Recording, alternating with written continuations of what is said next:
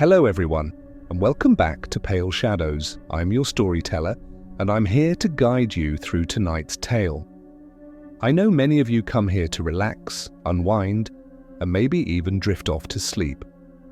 So before we begin, take a moment, like this video, subscribe to the channel, and let me know in the comments, where are you listening from, and what time of night is it for you?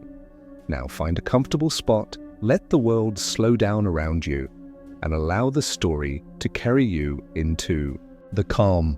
I was home alone that night, and the house felt bigger for it, rooms expanding into the kind of quiet that turns every doorway into a mouth. I locked the front door out of habit, and then checked it again anyway, twisting the knob twice, feeling the solid resistance. The metal gave a little click that usually reassured me. Tonight it only echoed. On the console by the entrance, my keys lay face up like a small silver animal playing dead. I brushed them with my fingertips as if touching something ordinary might anchor me. It didn't. The air felt stretched thin, like a drum skin pulled too tight. Everything seemed normal. It truly did.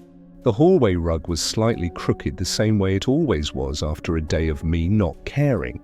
The framed photo of the maple tree out back hung a degree off level because I never learned when to stop fiddling with it.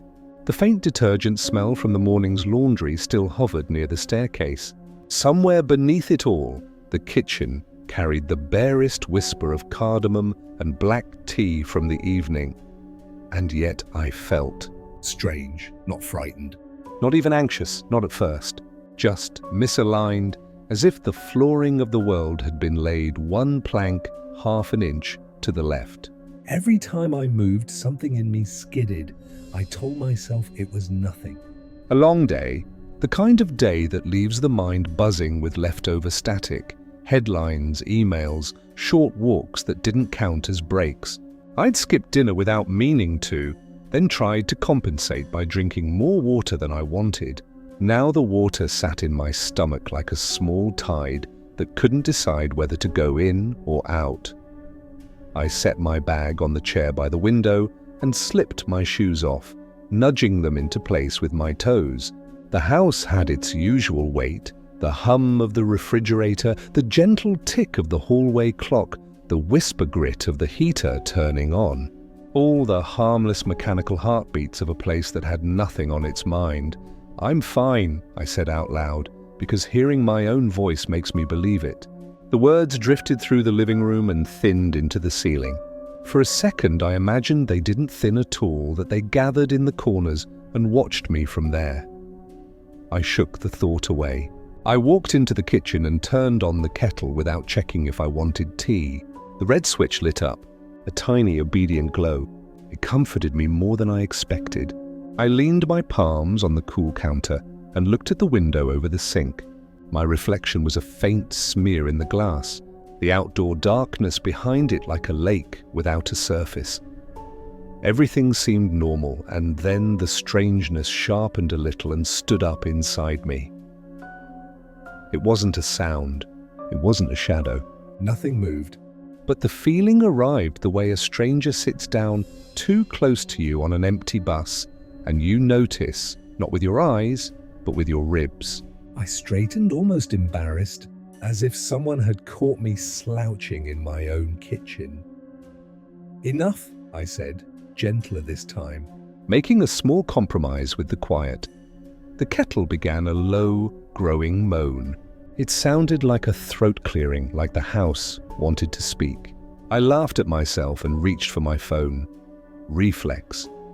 I would check a message I knew wasn't there, or scroll a feed that would swirl me in circles until the tea was ready and my sense of being watched by nothing dissolved. The phone screen didn't turn on. I pressed the button. Again, nothing. I held it longer. The way we bargain with plastic and glass. Still nothing. The screen showed me my face in a dark reflection, stretched and grey. I tilted the phone toward the light. It gave me the same dead stare. It had been at 32% an hour ago. I was sure. Not guessing, sure. I keep track of small things like that. Little figures root me like knots in a plank that tell you which way the grain will pull. I tried the charger in the outlet by the counter. The cord glowed. The phone didn't. Okay, I said. Not panic. Just the acknowledgement you make when a thing that should work doesn't, and you realize you have to live with the immediate inconvenience of it. I set the phone on the counter like a sleeping animal and stood very still for no reason at all. The kitchen light flickered, just one quick shudder, then another. A blink, a breath held, a release. It wasn't dramatic. No popping sound, no darkness swallowing me whole, just a tiny seizure in the bulb's brightness that tugged at the corners of the room and snapped them back. I looked up at the fixture and waited. The light steadied. Around me, the cabinets pretended they hadn't changed shape for a second. My heart had a few ideas about what to do and tried them all at once. Speed up, slow down, climb into my throat. It's nothing, I told it. It's the grid. It's a hiccup. The kettle clicked off. The sudden silence felt like a dropped conversation. I poured water over the tea bag and watched the swirl go from transparent to a darkening cloud. Steam rose and licked my face. I breathed it like medicine. I carried the mug into the living room, and for a moment I was just a person holding a hot thing, and the hot thing made me real. I sank onto the couch. The cushions were the right kind of tired. I put the mug on the table and picked up my phone again with the stupid hope that the universe had changed its mind in the last 30 seconds. Dead. I held the power button. Longer. Nothing. I imagined time blooming inside. It like a black flower and closing. Around every little circuit. Fine. No phone. The old quiet way then. It would be good for me. People used to spend evenings with no screens and only rooms to look at. I could do that for a few hours. I could sit in the dim and listen to myself plan things I wouldn't do. The light above me flickered again, a series this time, quick enough to make the mug shadow jitter on the table like something alive. I stared at the ceiling, waiting for a sound to match the flicker's logic. A snap, a buzz, a tiny electrical cough. Nothing. The brightness held, my eyes watering a little from not blinking. I let the ceiling have the first move and then pretended it had never done it. I took a sip of tea and made a face that would have embarrassed me if anyone had been there to see. Too strong. I set the mug down and wiped my lip on my sleeve. Damp fabric. A tiny, ordinary thing that climbed back into the enormous plainness of the evening. I breathed out.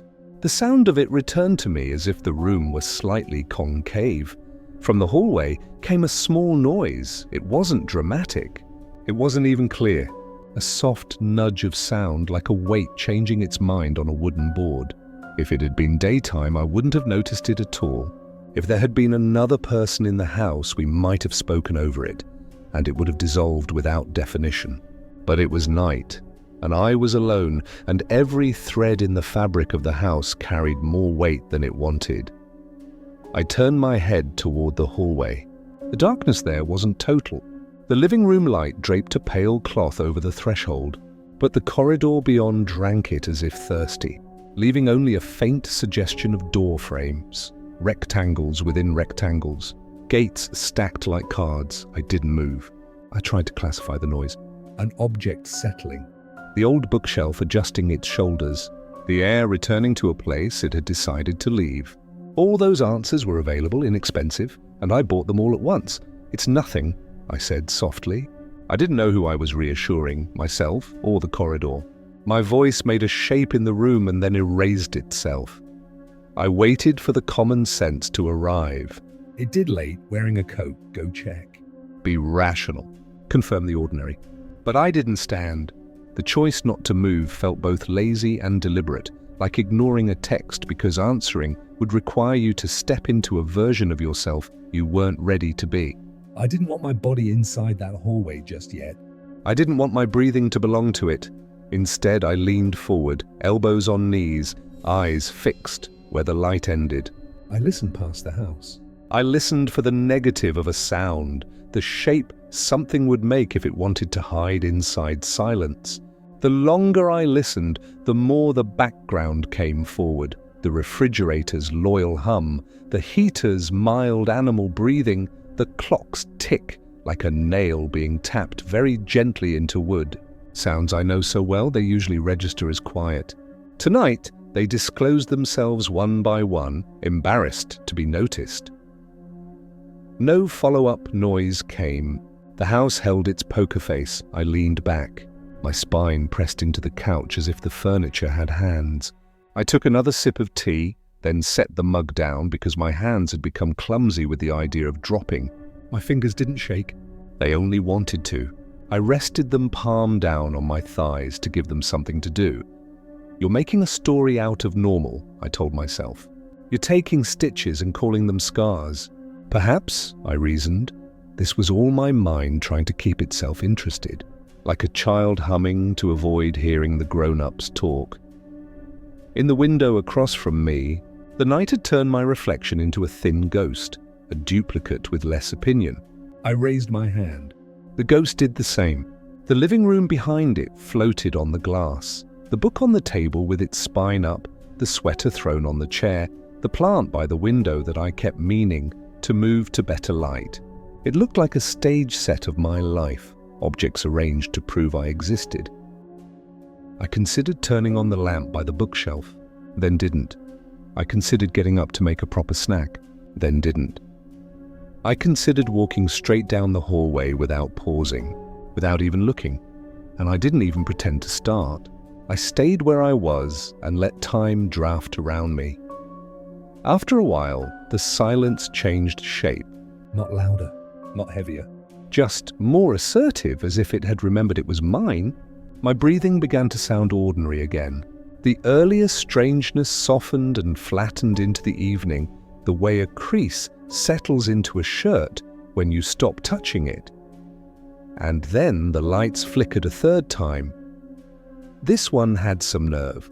The brightness collapsed to a thin pale, then surged back, then dimmed again in a lazy pulse before settling. I glanced up, less startled, more irritated. Something in the body's hierarchy had shifted, and annoyance had pushed through the ranks. Make up your mind, I told the bulb. Annoyance was good. Annoyance was human. You don't get to be annoyed in a haunted house because haunted houses ask for fear or awe or hysteria, but never the kind of irritated competence you bring to a leaky faucet. I welcomed it like a friend who knows when to interrupt bad thoughts. The clock ticked on, counting what it always counts, a math I would never see. I put a hand on my chest and felt the steady thud. My heart had decided on a manageable speed.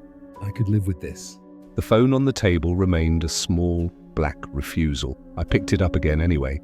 I don't know why. Hope is a creature without self-respect. The screen stayed dark. I plugged it back into the charger, set it carefully so the cord wouldn't bend, and propped it against the base of the lamp. If it decided to forgive me, I wanted it in a good mood. I smoothed the cord the way you smooth a blanket for a child who won't sleep. From the hallway came the small noise again. Softer than before, yet clearer, as if someone had practiced it. I turned my head without moving the rest of me. I didn't blink. In the faint spill of light on the floorboards just beyond the living room's edge, nothing changed. But I felt the shape of something that had just been present, the way you can still see a bright spot after you close your eyes. Go, I told myself, and found 1,000 reasons to stay. I could have called out. I thought about it. A simple hello would have been enough to either embarrass the house into silence or convince me I was being a child. But the word dried up in my mouth.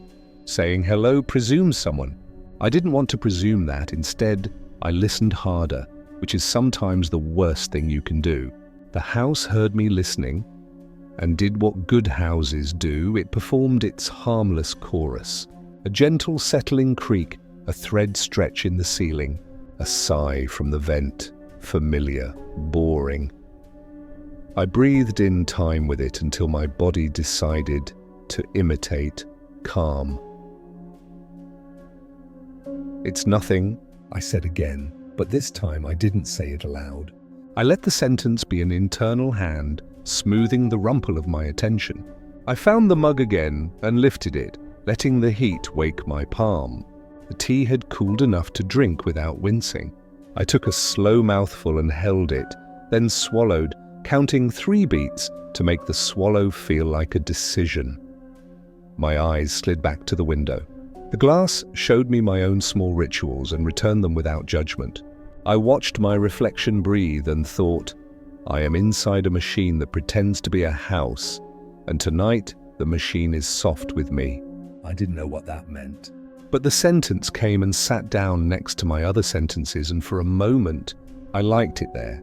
The room seemed smaller than it had when I first walked in, as if I had gathered it around me by sitting still. The couch had learned my shape and stopped trying to argue. Somewhere out in the darkness beyond the glass, a car passed, its faint, temporary whisper brushing the house and leaving. Distant lives happened in straight lines. Mine pulsed in place. I put the mug down and rubbed my eyes the way people do in movies to show they're tired. It worked. My eyelids felt heavy, my thoughts less spiky. I slouched into the corner cushion and let one leg stretch out. Comfort came not like a knight to rescue me, but like a stray cat that adopted me because I didn't move. I'll check the hallway in a minute, I told myself. Just a minute. I'll walk down it and glance into each room without stopping, like someone counting shapes in a dream. Then I'll brush my teeth and pretend I'm the kind of person who doesn't leave the bathroom mirror light on while they get ready for bed. As if the light could guard me in a minute, I closed my eyes to measure a minute. The living room sounds rose and fell around me. The heater breathed. The clock tapped. The bulb hummed. My phone kept its private black. I wasn't asleep. Not even drifting. Just paused inside my own outline like a figure drawn in chalk. And in that pause, I felt something completely ordinary and because of that comforting. The slow weight of my body declaring territory. The shock of the evening's first strangeness ebbed into a kind of steadiness I recognized from other nights that had tried and failed to unsettle me. When I opened my eyes, the room looked exactly the same. The mug steam had thinned to a wisp. The window continued to be a mirror with opinions. The hallway's darkness remained well behaved. I breathed in through my nose, out through my mouth. And I could almost laugh at myself for the theatre of it all, almost. Because somewhere beneath the nearly laughing part, a slender thread of attention stayed taut, and I couldn't figure out where it was tied. I ran a thumb along the couch seam. I watched my own hand do that and admired its composure. I told myself to stand, and then I didn't, and then I told myself again, and negotiated another minute. I like the power of choosing not to go see, as if my refusal could keep the world assembled the way I preferred it. Another car passed outside. The sound blurred and thinned. The light didn't flicker again, and I thought, see? It was nothing. The grid is fine. The bulb is fine. You have made an evening out of a hiccup. I reached for the mug, and as my fingers closed around it, the house gave me one more small noise from the hallway. Just one, like a tiny agreement to keep a secret. I lifted the mug and didn't look. I drank and kept my eyes on the ordinary things, my shoes by the window, the sweater on the chair, the book on the table still face down like a sleeping creature that trusted me. I set the mug back in the faint, damp ring it had made and folded my hands together, holding my own warmth. It's nothing, I whispered.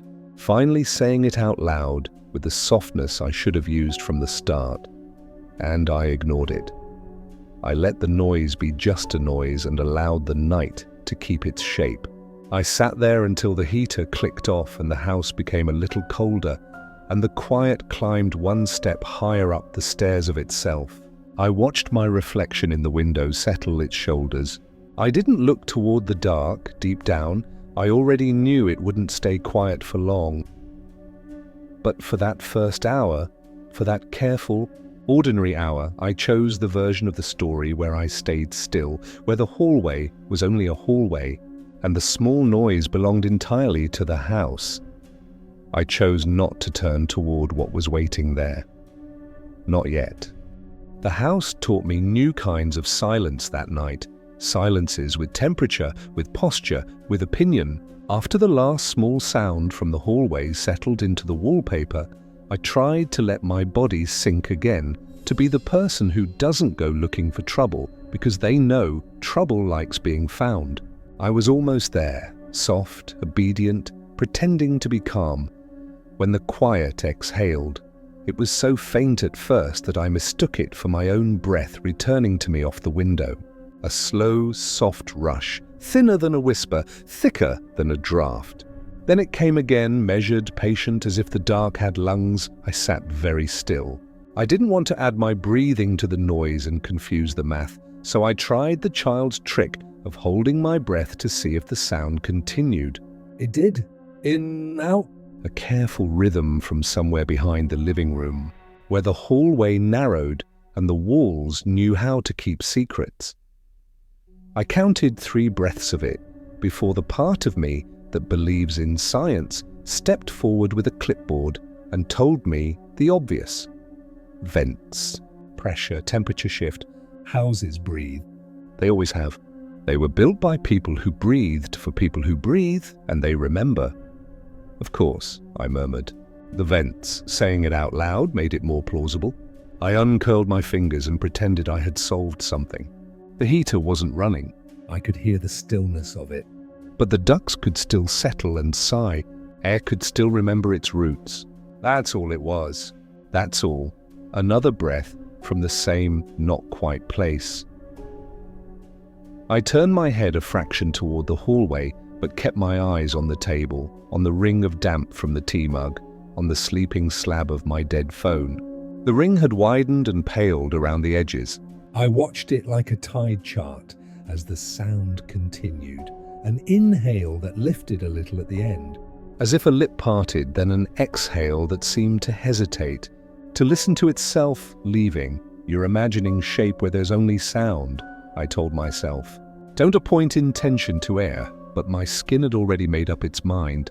That small alertness that lives just under the surface, the fox that lives inside the human, began to pace. It wasn't running, just walking fast from one end of my ribcage to the other, checking doors. The light above me held steady. That should have helped. The bulb's good behavior felt like an ally's hand on my shoulder. See, I'm here. I'm not going to blink and make everything worse. Yet the steadiness only cleared the stage for the new sound. With the flicker gone, the breathing had more space to speak. I decided to be rational. I slid my palm across the couch and found the courage I had put down earlier, warm where I left it. I stood up in a deliberate movement, slow enough to keep the room from thinking I'd changed my mind about being brave. My knees didn't wobble. My breath, real breath, mine, flowed in a thin line. In the absence of any better plan, I reached for the lamp by the bookshelf and turned it on. A smaller, friendlier circle of light joined the big overhead one. Shadows softened. The books looked domestic and unambitious. Their spines didn't glare. It felt like inviting another person into the room who promised not to talk. See? I told myself. Space is space. Corners are corners. You're a mammal. You're safe. The house breathed again. This time, the sound stepped a little away from the hallway and closer to me, though it might have been a trick. Sound has a way of lying about distance at night. Still, my body believed it nearer. Not at my shoulder, not at the door, not behind the couch, nearer the way a memory is nearer when you speak it aloud. I turned, slowly, let my eyes trace the room's outline, then stopped before I had to look into the hallway. I pretended to be busy. I lifted the mug and took a sip that was now too cool to matter. I moved a book half an inch. I straightened the sweater on the chair, the one I never hang, because some parts of me prefer to wait in sight. Stop feeding it, I whispered. As if attention were sugar, the breathing persisted. It stayed small, but it gathered detail.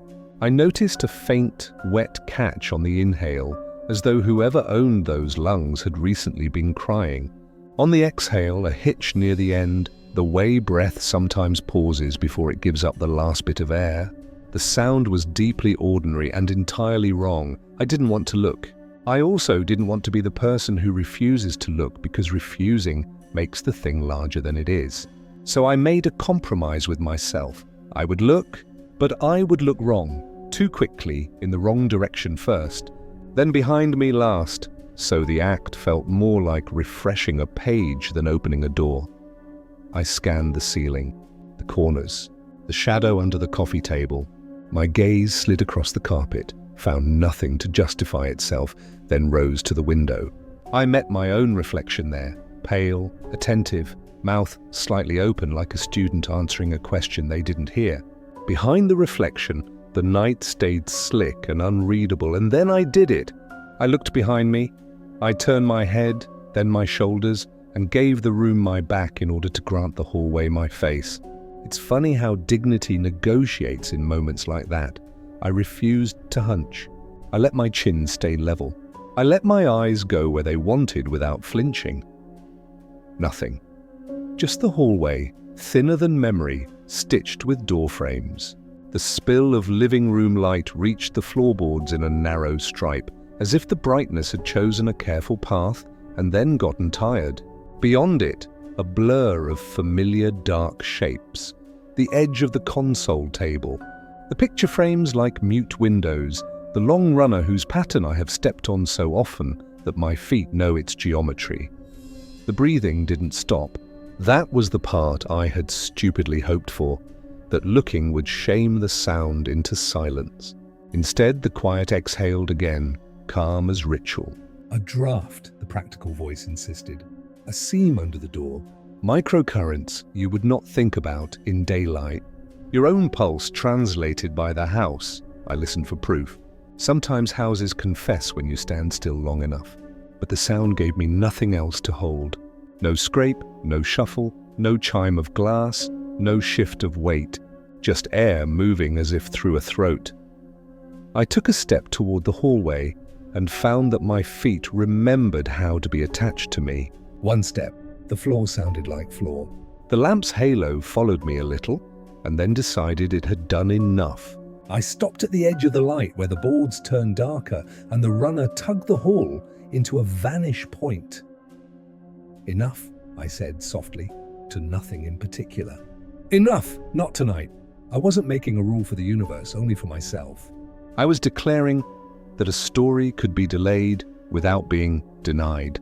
That fear could be postponed without being mocked. I stood there a few seconds longer, waiting for either bravery or foolishness to arrive. Neither did. I backed up, one step, then one more, the way you do from an art piece you don't understand but respect. When I reached the couch again, I let my legs fold and sank into the same impression my body had left earlier. The couch accepted me like a friend who chooses not to bring up what you both know. The breathing kept to its metronome, far enough that I could pretend, close enough that pretending cost effort. You're imagining things, I told myself plainly. The sentence felt like a chair I could sit in. You've stacked a day's worth of noise inside a quiet night and called it haunting. That's all. That's all. I tried an experiment. I matched my breath to the sound. In, out, slow and even. If it fell into sync with me, it would just be me, an echo riding around the room and back into my ears. It didn't sync. It kept its own time, slightly slower than mine, not hostile, stubborn. The heating system shuddered awake with a mild, familiar rattle. Warmth threaded the vents.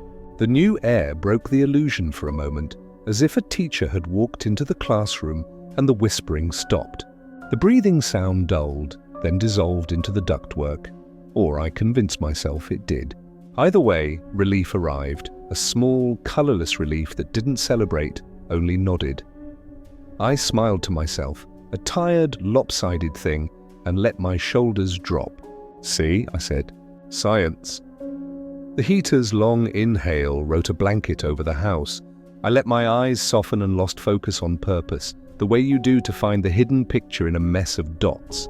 The breathing didn't return. What returned instead was the ordinary, drowsiness wearing the mask of victory. I reached for the book on the table because doing something trivial felt like a good way to invite normal back.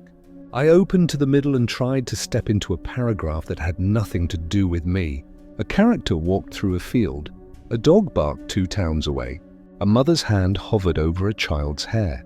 The words were careful and cheap at the same time, like paper lanterns. I read the same sentence twice and then, because I'm still human, Checked my phone out of habit, a check that ended in the same blank glass, the same refusal. Fine, I said, and for the first time that night, laughed in a way that sounded like me. The heater clicked off. the air lay down, the silence got up again, cracked its knuckles, smiled, and the house breathed. Not louder, not yet, but larger, as if it had moved to a place with better acoustics. I froze with my finger marking a line I hadn't read and listened to the patient inhale, the slight tremble near its end, the exhale that softened and then changed its mind about being done. It wasn't the vent. I knew it, my body knew it. The sensible part of me began building a new story. Rodents, birds in the eaves, old pipes taking advantage of undeserved supernatural credit. But that story felt like a politician's answer. Long, confident, And somehow missing the question.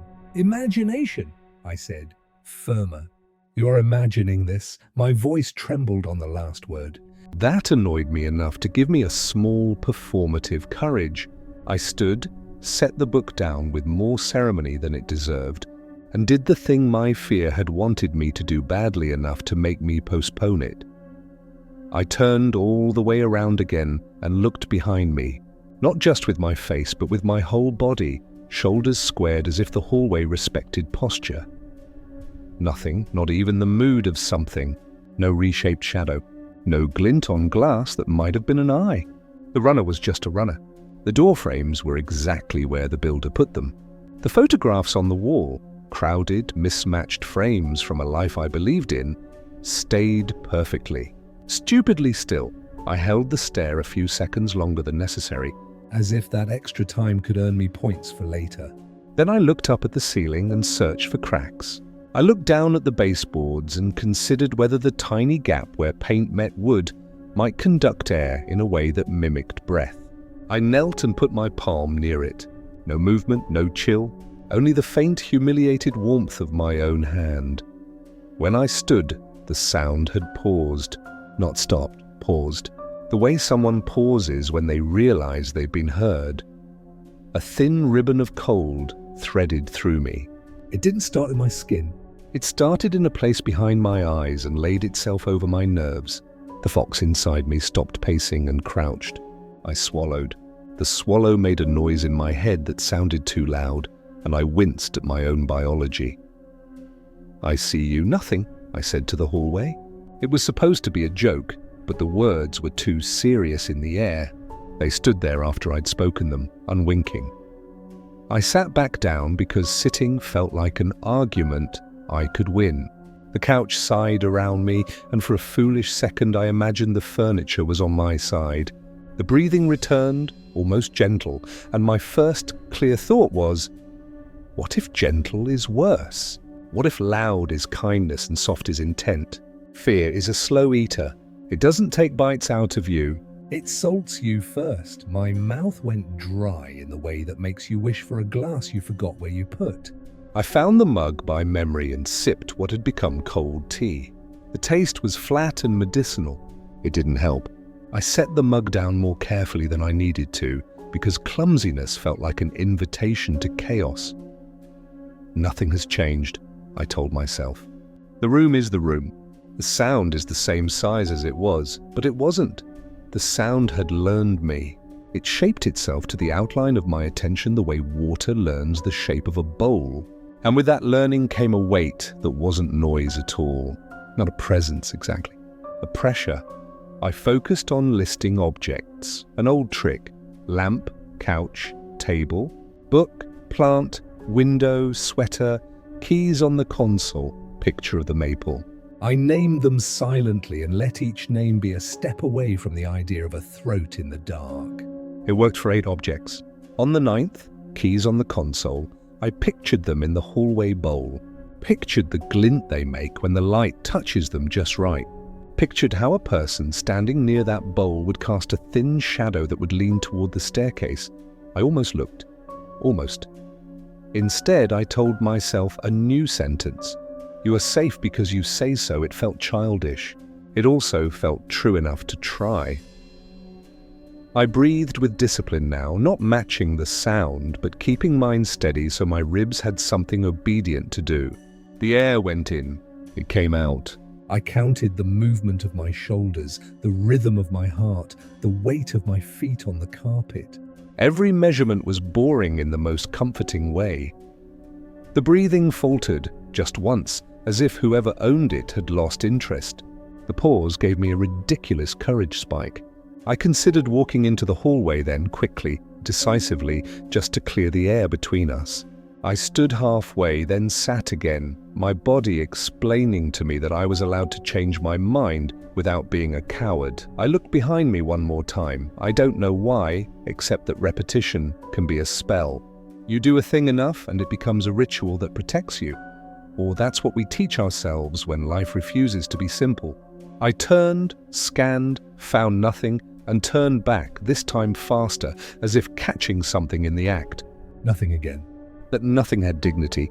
It was almost impressive. Fine, I whispered, and I meant it. Be nothing. Still the fear had begun. I could name it now, which made it real and somehow more manageable. It had moved out of the fog and into a chair across from me, an uninvited guest with good posture. It wasn't hysterical. It didn't shake me. It just sat there and looked at me steadily, and the longer it sat, the more sure I became that it had time. I rubbed my arms even though I wasn't cold. The action gave my muscles something to narrate to my mind. The lamp hummed. The overhead bulb refused to flicker as if insulted by earlier suspicions. The window held my reflection in its thin hands and refused to add anything new to my face. The same slightly parted mouth. The same careful eyes, the same person trying not to be a story. The breathing softened to almost nothing, a tide at the bottom of a bay. I might have lost track of it if I had allowed myself to think of anything else, but attention was a vice now. It held me steady and whispering. I didn't dare break it for fear of what might enter the room through the crack. I'm imagining this, I said for the last time. Formally, like a signature, and in the signing, I felt the fear settle, not as panic, not as alarm, but as a cool, alert thread drawn taut from the base of my skull to the center of my chest. A line I could not see and could not cut. It didn't demand movement. It didn't suggest speech. It only asked that I acknowledge it, and I did. I didn't run. I didn't call anyone. I didn't turn on more lights or turn off the ones I had. I didn't test doors or check closets or analyze vents. I sat very quietly in my own shape, and in that quiet I listened to the house breathe and told myself 100 sensible things, and every sensible thing helped a little, and none of them changed anything. When I finally stood, because a body must change position eventually, I did it with care. As if the floor belonged to someone else and the courtesy mattered. I carried the mug to the kitchen and rinsed it, the splash of water louder than a confession. I set it upside down to dry and wiped the ring it had left on the table with my palm. The smell of tea rose and made a brief, human argument against the night. On the way back to the couch, I looked behind me one last time. Hallway, runner, frames, console. Keys like a small, fallen constellation. No shape where a shape shouldn't be. No shadow grown bored of behaving. I breathed in, breathed out. My breath was only mine, and yet, when I sat again, when the cushions remembered me, when the lamp's circle put me back inside its small promise, the fear stayed. Not as noise now, but as knowledge. The kind you carry upstairs without turning your head. The kind that stands in the corner of the room while you try to sleep and doesn't move, because it doesn't have to. The night had taught me how to hear a breath that might not exist. It had taught me how to look behind me and see only what was there. It had taught me that only what is there can still be too much. I tucked my feet under me, wrapped my arms around my ribs like shorthand for a hug, and stared at the place where the hallway began. Nothing moved. The house held itself together. I held myself together inside it.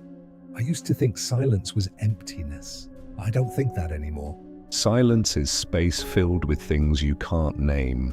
By the third night of this strangeness, I knew the silence inside my house wasn't empty at all. It had weight. It had habits. It had me. It began subtly, so subtle I tried to laugh at myself for noticing. A book that had been on the table was on the floor. I told myself I must have knocked it earlier without realizing. A chair in the dining room pulled back half an inch farther than I remembered. Maybe I hadn't pushed it in.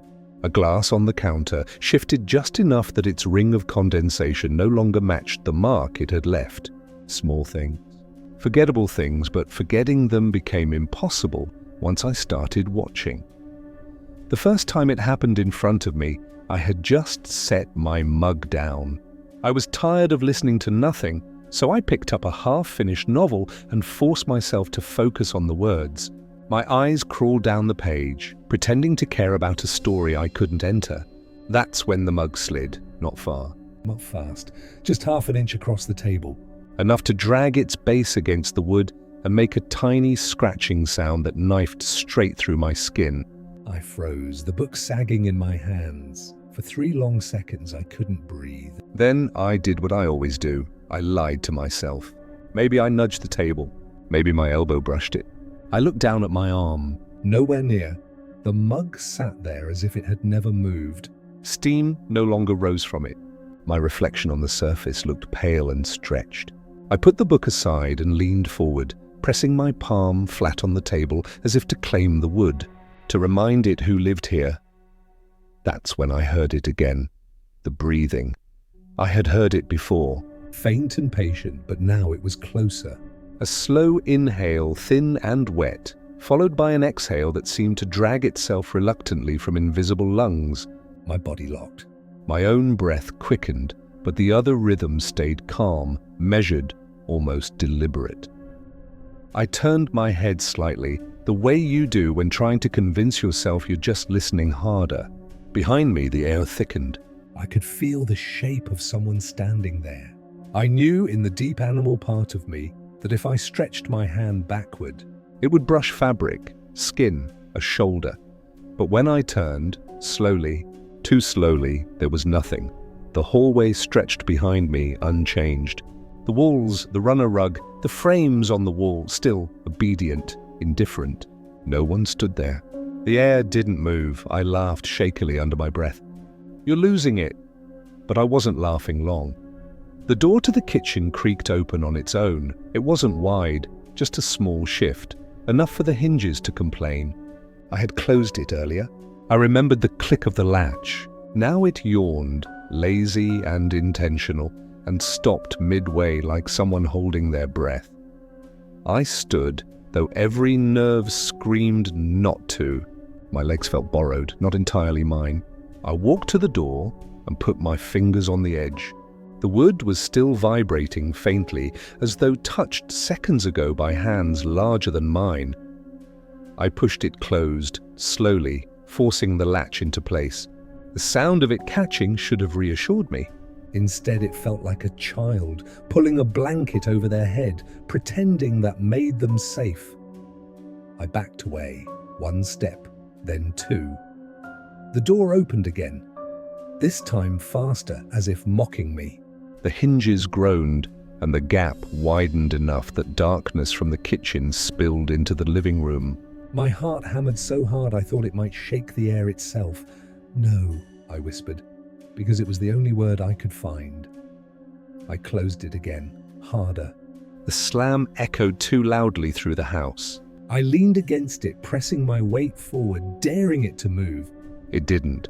The wood was solid under me, almost smug, but in the silence that followed, the breathing returned. Right behind me.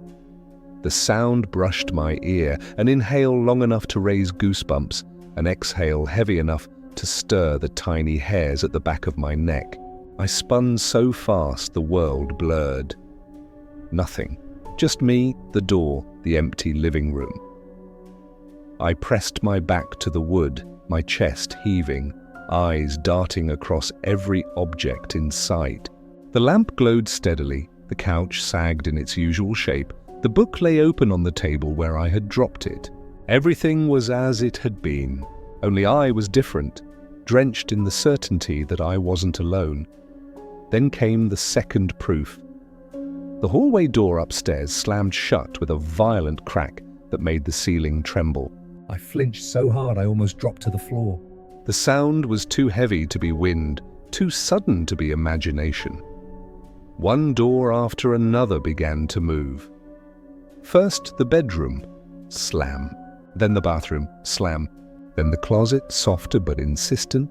The house shook with each one, as though a hand I couldn't see was walking room to room, making sure nothing stayed still. My legs carried me backward until I hit the couch. I sat hard, my knees weak, my hands clutching the cushions like anchors. I told myself earthquake, pressure, draft. Lies, all of them, and my body knew it. The upstairs went quiet again. The silence was worse than the noise, and then came the last insult. The door right behind me, the one leading to the basement, creaked. Slowly, painfully, as if someone down there had been waiting for the performance to end before making their entrance. I didn't dare turn. My entire spine locked, a rod of ice running from skull to hips. I knew if I looked I would see it opening. I would see the dark gape wider and wider until whatever had been breathing finally decided to step out. The sound stopped just short of the latch. Silence. I sat frozen, sweat sliding down my temple, my chest rising too fast, too shallow. I forced myself to turn, inch by inch, as though the air itself resisted me.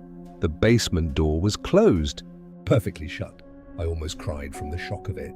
Relief and dread collided in me like two storms meeting over the same ocean. And then, as if to remind me who was in control, the mug on the table tipped over by itself. I watched it in perfect, slow clarity. No hand touched it. No vibration shook it. The mug leaned, balanced on its rim for a single impossible second, then rolled, spilling cold tea across the wood, soaking the book I had been pretending to read. The sound of ceramic on wood was sharp enough to make me flinch like a gunshot. I couldn't move. I sat there, staring at the spreading stain, listening to the breathing grow louder again, steady, patient. Closer, closer, behind me, always behind me.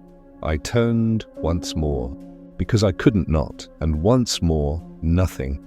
Just the empty hallway, the obedient furniture, the house pretending it had done nothing at all. But I knew the presence wasn't unseen because it wasn't there. It was unseen because it chose not to be. I don't know how.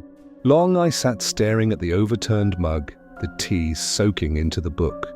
The stain spreading like a bruise across the table. Maybe minutes, maybe only seconds. Time was slippery in that house. But the thought that finally cut through the fog was simple. I need help. I grabbed my phone. Dead screen, of course. I jabbed the power button again and again, as if persistence might coax it awake. Nothing. It reflected my own pale face back at me.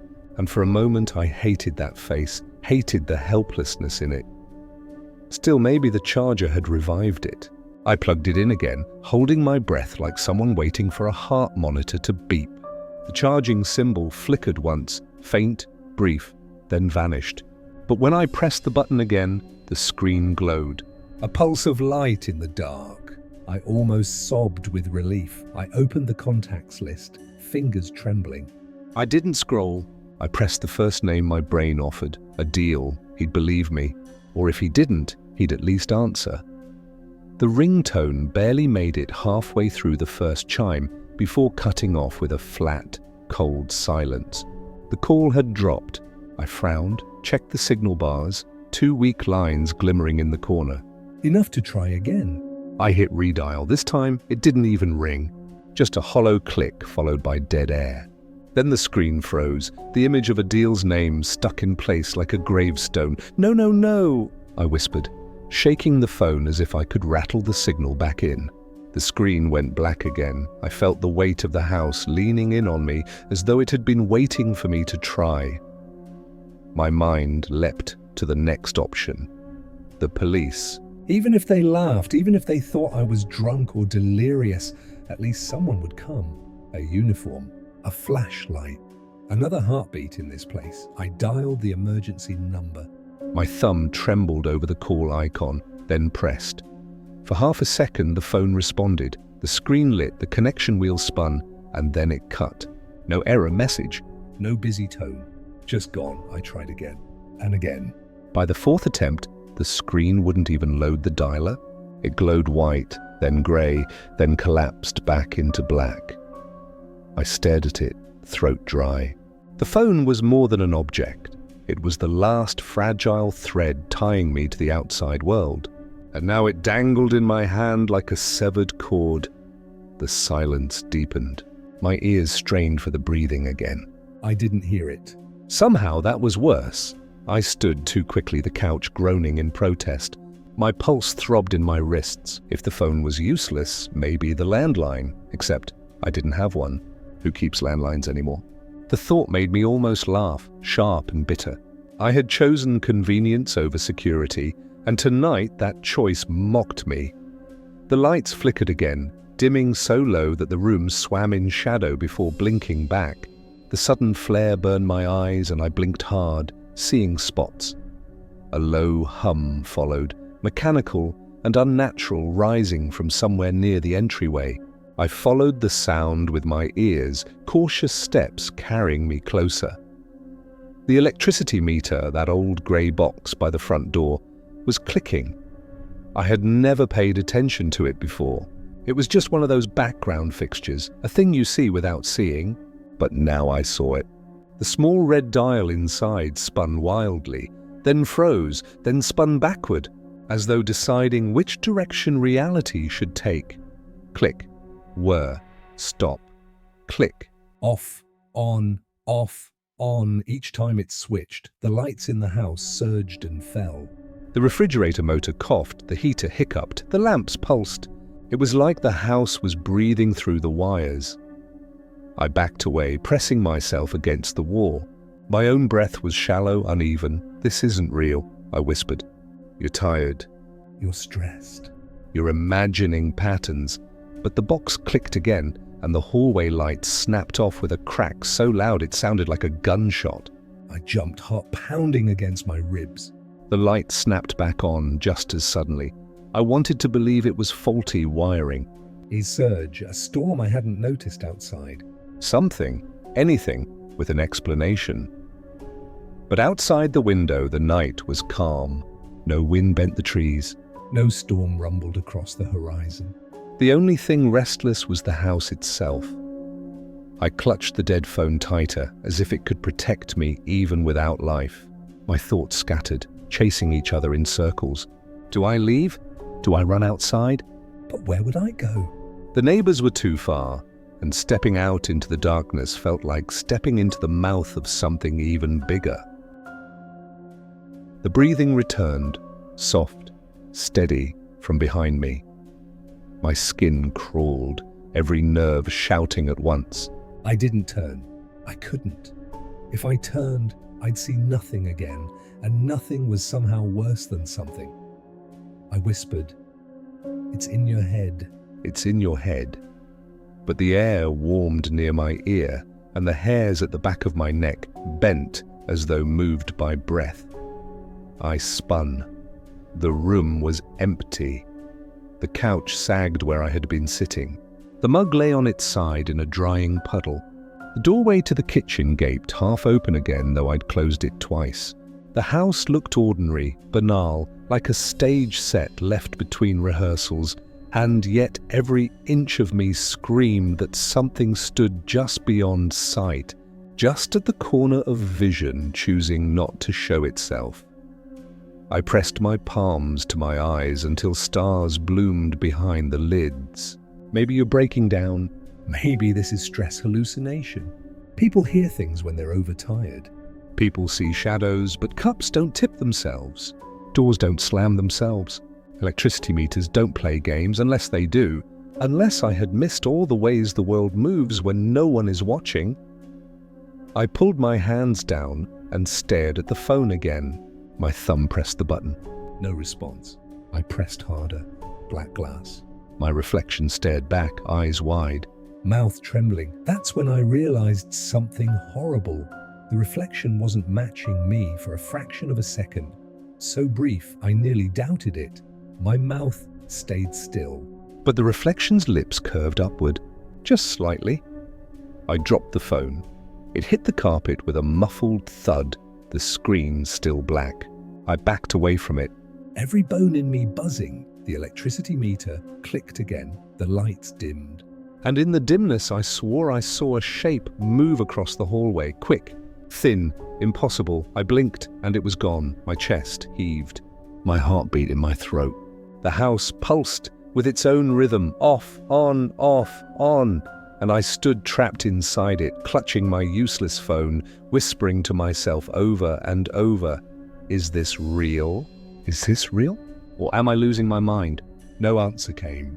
Only the hum of wires, the click of the meter, and the sound of my own frightened breathing filling the silence. And beneath it all, steady as ever, was the unseen presence breathing back.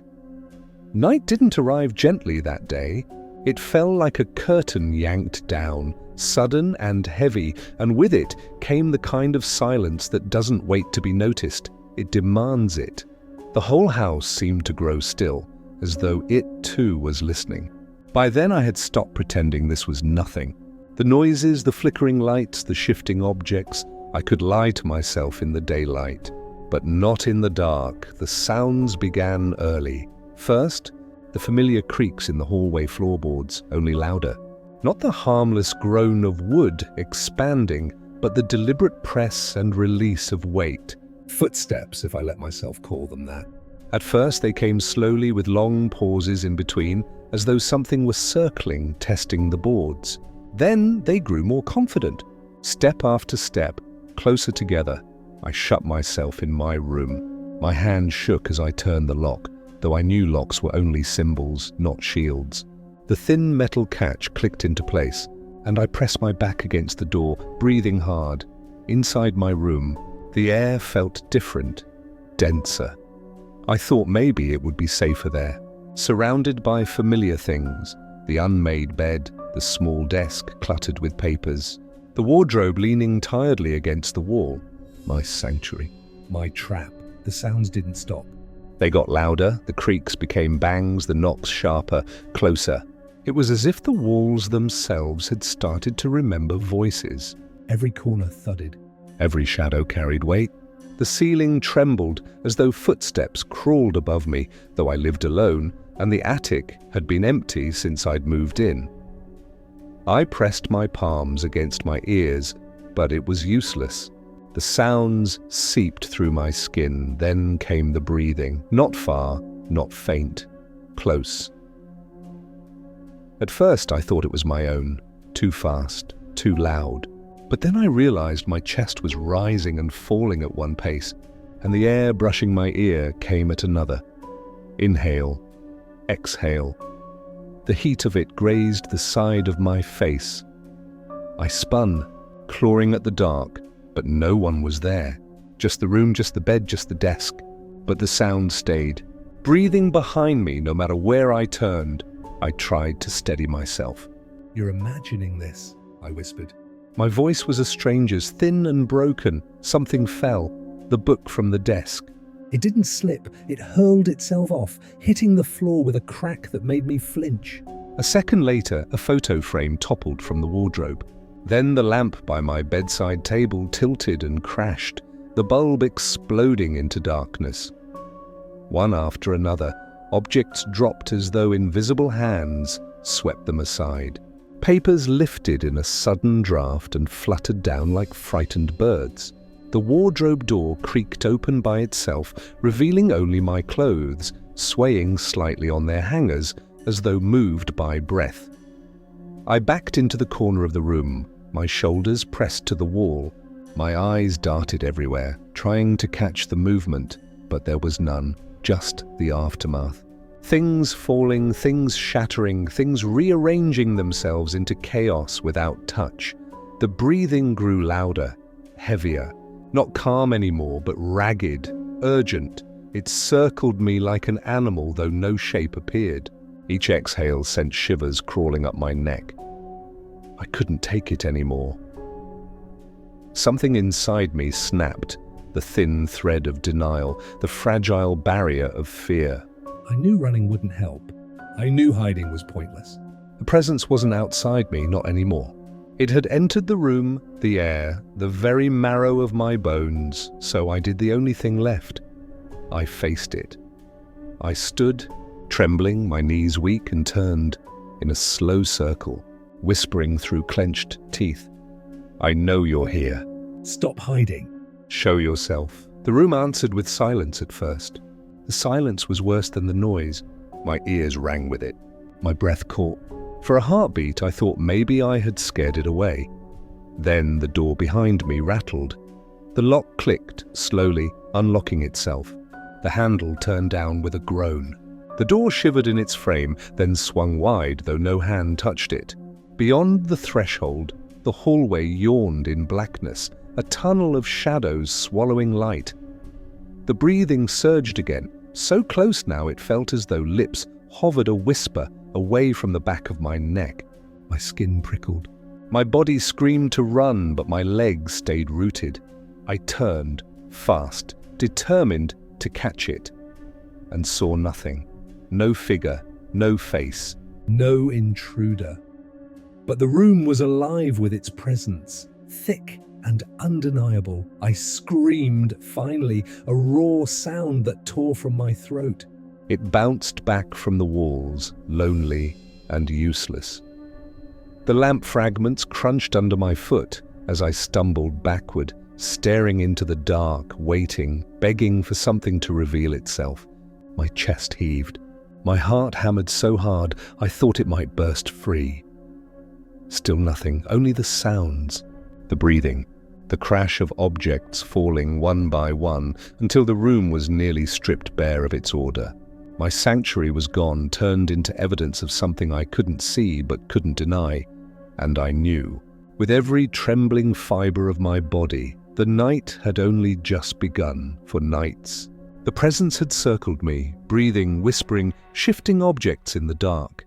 But it had always been careful, always hidden, just out of reach. Until that night. Until the moment I finally turned and saw it. I'd spent hours staring at the door, waiting for it to move again. My room lay in ruins. Lamp shattered, papers scattered, furniture twisted just enough to feel wrong. My sanctuary was gone, but I was still here. I hadn't run. I hadn't given it the satisfaction. The house groaned, a low sound like lungs filling too deep. The air thickened, every breath harder to take. My chest rose and fell too fast. But then, layered over my own ragged breaths, came its sound again. Inhale, long, deliberate. Exhale, hot, wet, right against my face. I froze. My eyes darted around the room. The breathing wasn't behind me anymore. It was in front of me. Right in front. So close I should have seen lips, teeth, flesh. But there was nothing. Not at first. The air shimmered, faint as heat above asphalt, and then something peeled itself out of the shadows. A distortion, a ripple, a shape that hadn't been there before. It grew darker, more solid, a shadow but not cast by anything. A figure but wrong, too tall, shoulders bending at angles bones shouldn't allow. Its edges flickered like smoke caught between gusts of air. Where its face should have been, there was only blur. But the blur looked back at me. I gasped, stumbled back until my spine struck the wall. The thing followed, soundless, its breath rasping inches from mine. My vision swam. My knees wanted to give way. But something inside me refused. I was tired of hiding. Show yourself, I whispered. My voice cracked, but the words were enough. The shadow twitched as if the demand carried weight. Its chest, or what passed for one, heaved. The blur of its face twisted, and for the first time, it made a sound other than breathing, a groan, low, trembling, like a word stretched too thin. I pressed myself harder against the wall, but my eyes stayed locked on it. Every part of me screamed to look away, but I couldn't. It was finally visible, and I wouldn't give it the chance to vanish again. What do you want from me? The groan deepened. The air grew colder, so cold my breath came out in clouds. The figure leaned closer. My skin prickled as if touched, though nothing physical pressed against me. Then, through the haze of its face, I saw something flicker. Eyes. Not whole, not clear, but the echo of them. Human eyes. Sad, the groan sharpened into syllables. Not words, not yet, but closer. My heart hammered. I swallowed hard. I don't understand, I said. Talk to me. The shadow convulsed, its limbs jerking unnaturally, as though each word it tried to form cost it pieces of itself. Finally, through a grinding rasp came a single whisper. Here! The sound dragged across the room, louder than it should have been. I flinched, but forced myself to stay. Here? I repeated. You're here? Why? The figure trembled. The lights flickered. Behind it, my books and papers lifted in a sudden gust, swirling like leaves caught in a storm. The shadow inhaled again, impossibly deep, and when it exhaled, the sound formed words. Still. Here, I shuddered. My chest tightened as understanding clicked, fragile and terrifying. This wasn't a random haunting. This wasn't chaos for chaos's sake. Whoever, whatever it was trapped. Stuck in this place? Who are you? My voice broke, but the question pushed out. Why me? Why this house? The shadow leaned closer. I could almost feel the pressure of a forehead against mine, though nothing touched me. Its blur face wavered, and suddenly, like film tearing, I saw flashes. Not images around me, but inside my head. A staircase, broken and rotten. A door slamming. A man's scream cut short. Water rising in a basement, swallowing boxes, swallowing a body. I staggered, clutching my skull. Stop! But the vision didn't stop. I saw a man, young dark hair plastered to his face, eyes wide with terror. As the water swallowed him, he clawed at the walls, gasped for air, screamed for help. No one came to give. His lungs filled, his body sank. His eyes opened one last time, and I knew them. They were the eyes flickering in the shadow now. The image shattered.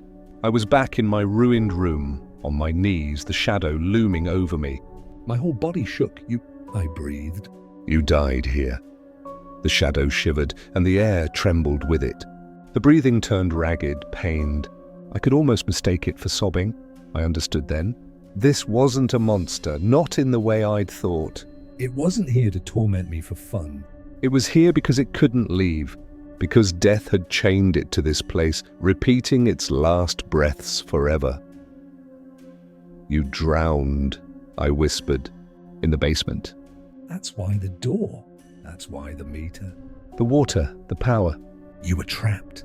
The figure twitched violently as if my words had touched raw wounds. But it didn't attack. It didn't vanish. It stayed. My fear shifted, still sharp, still alive, but mixed now with something else. Pity. Horror, yes, but also pity. I'm sorry, I whispered. The figure bent closer. For a moment its face sharpened.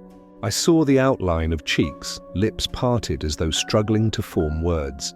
I leaned in despite myself. What do you need? The shadow convulsed. The lamp on the desk flickered back to life, buzzing. The wardrobe door slammed shut, rattling. And then the whisper came again, clearer this time. Remember, the word pierced me. I understood. It didn't want revenge. It didn't want blood. It wanted to be remembered, to not disappear into nothing. You don't want to be forgotten, I said softly. The figure shivered, almost nodding. I felt tears sting my eyes. For nights I had been terrified, running from something unseen. Now, staring into its broken shape, I realized all it had wanted was recognition. Someone to hear its story. Someone to know it had lived and died here.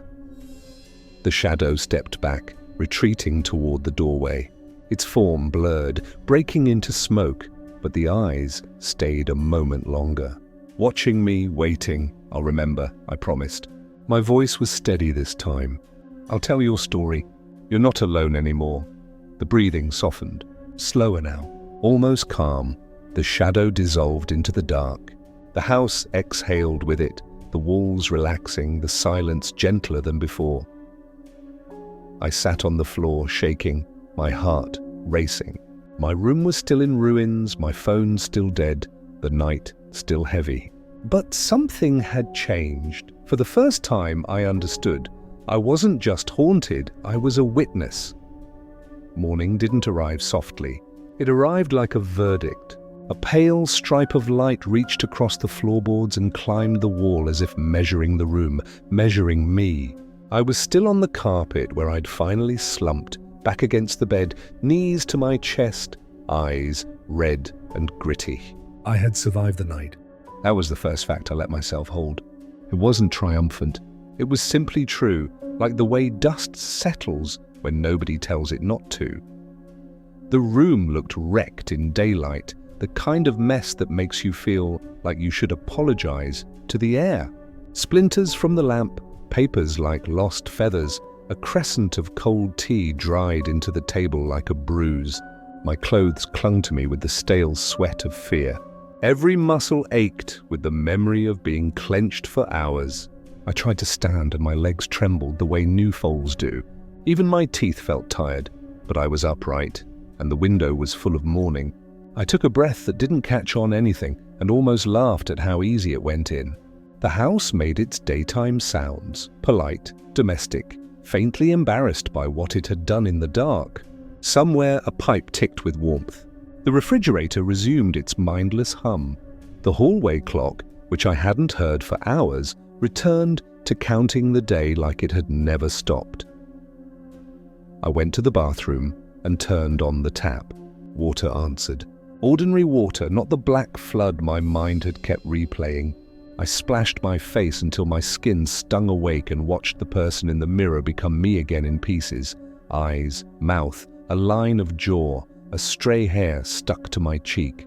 I half expected the reflection to lag behind, to smile when I didn't, to inhale when I exhaled. It didn't, it stayed honest. I whispered, "We made it," and the mirror decided not to contradict me. Downstairs, the electricity meter sat still behind its little window, as if innocence had always been its only hobby. No manic spin, no reversing. The lights stayed steady when I flicked them on. The basement door was closed.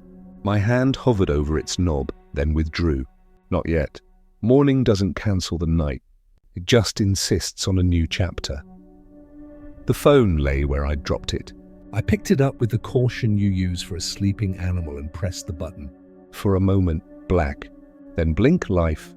The battery icon limped into existence, starving but stubborn. Bars returned, 2 and then 3. Messages rolled in all at once as if the world had been talking to me in my absence. Failed calls, auto offers, a weather alert I hadn't needed. I dialed a deal before I could think myself out of it. He answered on the second ring, voice rough with mourning. "Bro, you alive?" You called at 2 a.m. and then, "I'm okay." The words sounded like a borrowed coat. They fit, but not well. Can I tell you something without you trying to fix it? Silence, then a softer voice. "Tell me." So I did. Not the whole night. No language for that yet. But the bones of it. The breathing. The doors. The shadow that wasn't a shadow. The drowning that didn't belong to me and somehow did. I braced for the laugh, for the polite soothing, for the well-meaning diagnosis. Instead, he said, "You're coming here tonight." No arguments. "And in the day, open your windows. Air the place out." Write it down so your brain doesn't loop it. And eat. Fear burns sugar like a furnace. "Eat," I repeated, as if the word were new technology. "Okay, and..." He hesitated, then said it like a person stepping through a doorway. "If there's a name, find it." When we hung up, the house felt less absolute. I opened windows until the place breathed like lungs, curtains lifting, a faint cold moving in. Dust motes swam through the fresh light. The air smelled like cold metal and old lemons. It was a relieved smell. I found a pen and a notebook and wrote until my fingers cramped. Not sentences at first, just fragments. Breath in front of face. Basement water. Eyes like they know you, remember? The word looked different on paper, less like a command, more like a key. Hunger arrived suddenly, large and impolite. I made toast and eggs with the clumsy reverence of a person lighting a candle, and I ate, standing at the counter, fork clicking the plate with its own small courage. The act steadied me in a way thinking hadn't. There's a way food argues with fear and wins. Then I sat with the notebook and drew a line down the middle of a page. On the left I wrote real, on the right mind. The exercise was a dare I was tired of losing. Under real, the mug tipping with my hands nowhere near it. The meter spinning backwards, the doors moving with enough force to shake the frames, the chill that wasn't draft cold but depth cold. Undermined, the sense of being watched, the interpretation of the breathing, the shape that might have been my fear arranging itself into geometry. When I finished, real was heavier. I wasn't comforted. I was clarified. The rest of the morning I learned a new, clumsy way to live, with company I couldn't see. It wasn't that the house stayed loud. If anything, the noise left like a storm rolling out to sea. But the absence wasn't empty. If I paused too long, the air near my cheek felt a degree warmer, the way a seat still holds someone's heat after they stand. In the hallway, a picture frame that had hung crooked on purpose straightened itself when I looked away. When I set my keys in the bowl by the door, they rang like someone answered the sound from the other side. It should have kept me in a panic. It didn't. I was alert. That's the word my body chose. My senses leaned forward, but they weren't trembling. I moved slower without being afraid of my own pace. It felt like living with a cat you're still getting to know. You expect it underfoot. You talk before you enter a room. "Good morning," I said once, softly, to the stairwell. It was idiotic. It was what I had. No reply came, but the house settled with a sigh that wasn't mine. By midday, the urge to know had outgrown the urge to forget. I opened my laptop at the kitchen table, the same table that still held the tea stain like a map of a sea somebody drowned in, and I searched what I should have searched long ago. The address, old listings, neighborhood forums, a page that archived police reports with the clumsy efficiency of a volunteer. 3 clicks in, the house's history surfaced like a body does. Too quick and too late. There it was, a notice from 8 years ago, written in the grammar of official sorrow. Flooding incident in single-family home. 1 confirmed fatality in basement. Name withheld pending family notification. A second article opened like a wound. Victim identified as 26-year-old Naveed Khan. I stared at the name until it looked like a shape instead of letters. There was a grainy photo with the kind of smile people wear when they don't know who's about to see them. The eyes were right. The eyes were exactly right. "Hello, Naveed," I said to the picture, because I didn't know where else to say it. The article said the storm had arrived fast. Water rising through ground cracks, the electricity flaring and dying. The exit jammed by something nobody later could find. My mouth tasted like rust as I scrolled. There was a line about the family moving away after, as if grief had wheels. No follow-up, no plaque, no memory except a few lines stored on a server that would someday be replaced. Remember, the shadow had said, and the internet had barely managed it. I printed the page. The printer spit the paper into my hand with a little heat, as if the moment itself were fresh. I wrote his name at the bottom again, pen pressing harder than necessary. It made the page look less like news and more like a certificate. "Your name?" I said. "Your story." The house listened, and something inside me stopped trying to convince itself it was alone. I changed the sheets on the bed, because sleeping in fear sweat is a dare I didn't need. I swept the glass and the splinters into a dustpan and let the broom tell my hands. They knew the rhythm of ordinary work. I taped the broken photo frame back together because stubbornness is a kind of prayer. I set the lamp's remains in a neat pile by the bin like bones arranged for a careful burial later. Order didn't erase anything. It just gave me lines to stand inside. By late afternoon, the light slanted in a way that made the hallway long and extravagant. I made tea and set 2 mugs on the table without laughing at myself. One where I usually sat, one where the chair always stayed slightly pushed back, even when I swear I push it in. I cupped mine and let the steam write the word alive on my skin. "You were 26, I said, to the room, to the air, to the shape I knew was listening. You didn't want to be a story." Nobody does. The second mug steamed beside me, and then, so faintly I had to blink to be sure, the steam folded as if a mouth leaned over it. The breath I heard wasn't only my own. I didn't run. I didn't act brave either. I simply sat there and let the moment exist. Maybe that's all the word witness ever meant. Evening approached with a softness I hadn't earned. Adil texted to confirm I'd come over. Bring nothing. We have food? We have blankets. We have 3 people who snore. You will not sleep, but you will not be alone. I typed I'll be there by 9 and meant it. Before I left, I knew I had to go down to the basement. The thought came like weather, a pressure change you feel in your bones before the clouds know it. I stood at the top of the stairs longer than you stand at the top of any stairs. The doorknob was ordinary under my hand, cool, round, slightly pitted from years of other hands. I said his name once, more for me than for him, and then opened the door. The air was colder by 5 degrees and by 50 years. I clicked the light. It struggled and then came on, a weak syrup of yellow. The steps complained like people do when asked to stand again too soon. The basement smelled like wet earth that had learned to speak fluent concrete. At the bottom, I stopped and tried to let my eyes catch up to what my feet had done. There were watermarks on the walls, pale lines like the house had kept count on itself. Boxes with old labels sat on high shelves, a belt of caution someone before me had worn too late.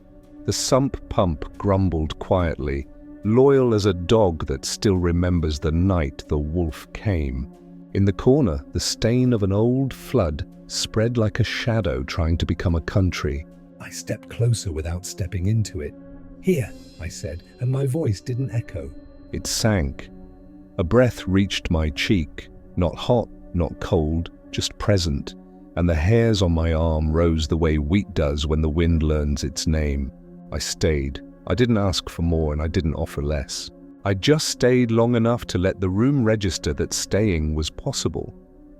On the way back up, something metal glinted near the 5th step.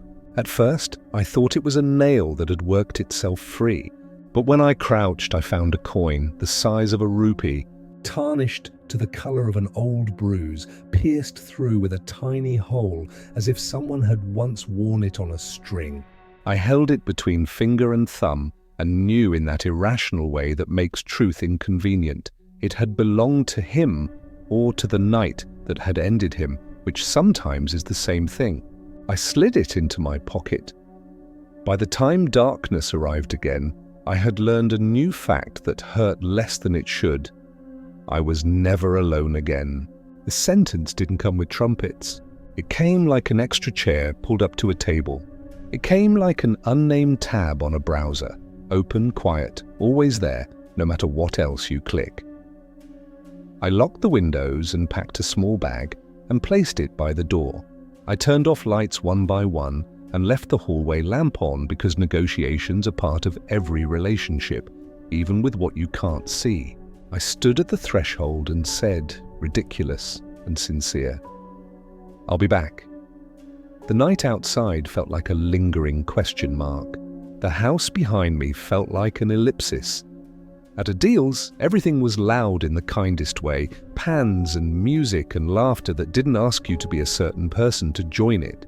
I told as much of the story as I could without shaking. People interrupted with the right kind of interruptions. Do you want sugar? Do you want to stop? Do you want to sleep first and talk later? I stayed until the noise stitched a temporary patch over the rip in me. I slept on the couch between two snores that took shifts like security guards. In the middle of the night, I woke to the softest brush of breath near my ear and didn't startle. I know, I whispered into unfamiliar cushions and slept again. Days acquired a ritual after that. Mornings at home, with windows cracked and the notebook open. Afternoons at work, where I moved through tasks as if threading beads, each small success a knot to keep me from unraveling.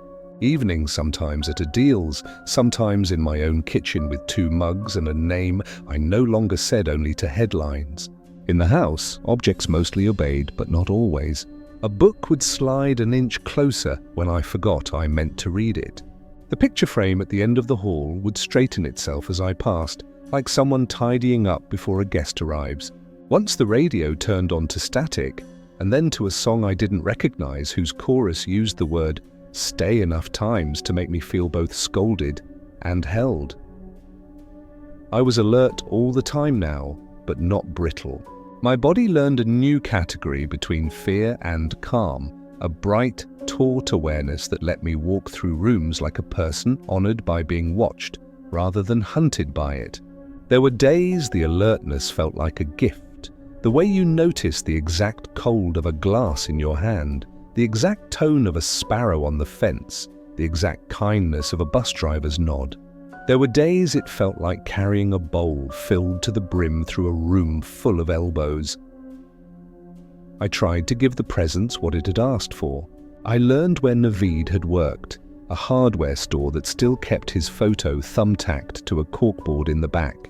Him, in a blue vest with a name patch, crooked like his smile. I bought a pack of screws I didn't need and told the cashier, "I live at that house." The cashier's face didn't blanch. It softened. "But he was a good kid," she said. His mother used to bring samosas when he worked long shifts. I held that sentence like a candle on the walk home. That evening I boiled potatoes, Mashed them with spices I had to balance by smell. and set a plate on the table next to the second mug. The plate didn't move. The air didn't change temperature. The house didn't make any of its night grammar. Still, I felt the room lean in. That was enough. Grief doesn't always eat, but it likes to be offered a chair. Weeks slid and stacked, and I learned the shape of after. It wasn't neat. There were good days I ruined by bracing for bad ones, and bad days I survived by remembering I'd done it before. Sometimes I turned too quickly in the mirror and thought I saw someone standing over my shoulder, and sometimes I didn't turn quickly enough because part of me wanted to give the moment time to bloom. I started to keep a spare toothbrush on the sink and caught myself saying out loud, "It's not for you," then smiled because the sentence didn't know whether it was lie or joke.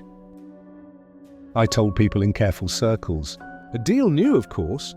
My mother heard a filtered version and suggested prayers I had forgotten the words for. A co-worker overheard me say basement flood and hugged me with the easy authority of someone who has survived their own unasked-for story. Nobody called me crazy to my face. On the bad afternoons, I did the job for them and then forgave myself by making tea. This is not a fairy tale where the ghost thanks you and leaves. This is not a horror story where the house swallows you because gravity turned mean. This is something else, a sequel to fear that isn't bravery, a sequel to life that still includes the dead. Morning came and I survived, and then mornings kept coming, and I learned that survival isn't an ending. It's a room you live in with the door unlocked. The story ends. No, not ends. Pauses in a place I didn't expect. The bathroom mirror, the old, honest witness. It was late. I'd brushed my teeth, the mint a small, cold courage. The house was quiet in its better way. I wiped a circle of steam from the glass and looked at the me I have earned. My breath fogged the mirror again, and as I reached up to clear it a second time, another shape formed next to mine. At first, I thought I'd made the fog smear into suggestion. But then the second patch of steam condensed into the size and height of a face that wasn't mine. I didn't run. I didn't blink too hard. I watched it arrive. The outline didn't sharpen enough to hurt. just enough to be true. 2 ovals where eyes belong. A blur where a mouth might be, no malice. No comfort. Presence. The breathing sound was no longer behind me or to the side. It was in front of my eyes, soft as a promise and as exact as a name being pronounced correctly for the first time. I laid my palm on the mirror because I didn't know what else to do. The glass was cool. A second of nothing. Then warmth bloomed under my hand, a degree more than physics would offer. Remember, I said, the word returning to me like a borrowed book with new notes in the margins. The mirror fogged and cleared with the rhythm of 2 people breathing at once. I saw my mouth move and not move, the honest mirror, and the possibility, together without cheating. Tears came without drama. I let them arrive. I let them fall. I'm here, I said. Not to own anything.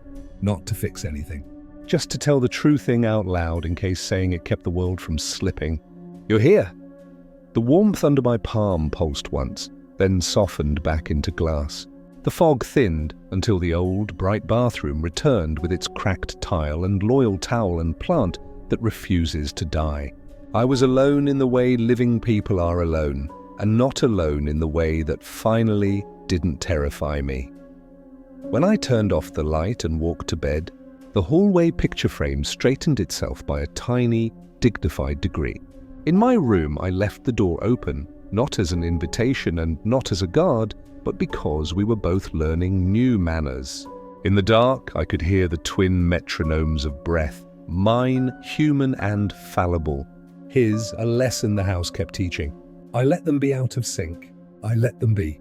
I slid my hand under my pillow and felt the coin with the small hole warm to my skin. Morning will come again, and I will survive it.